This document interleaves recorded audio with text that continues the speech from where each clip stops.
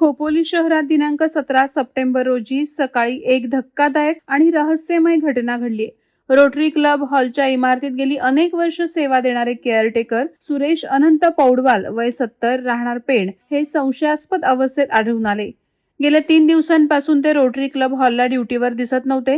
त्यांचा मोबाईलही सतत बंद येत असल्याने सदस्यांमध्ये संभ्रमाचं वातावरण होतं।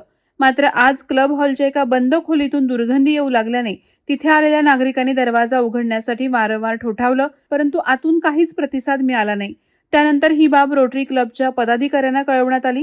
त्यांनी तातडीनं खोपोली पोलिसांना पाचारण केलं। पोलिसांनी खोली उघडली असता आत पाहून सर्वजण थरकापले। सुरेश पौडवाल हे खोलीत निश्चल अवस्थेत सापडले। या घटनेनं परिसरात भीतीचं सावट पसरलं आहे। घटनास्थळी खोपोली पोलीस निरीक्षक सचिन हिरे, सहाय्यक पोलीस निरीक्षक मनोज ठाकरे, पूजा चव्हाण आणि त्यांची टीम दाखल झाली। स्थानिक मदत पोलीसही घटनास्थळी सक्रिय होते। याशिवाय खालापूर प्राथमिक आरोग्य केंद्राची टीम पोहोचली। प्राथमिक तपासणी करण्यात आली असली तरी अद्याप या अकस्मात घटनेमागचं कारण समोर आलेलं नाही।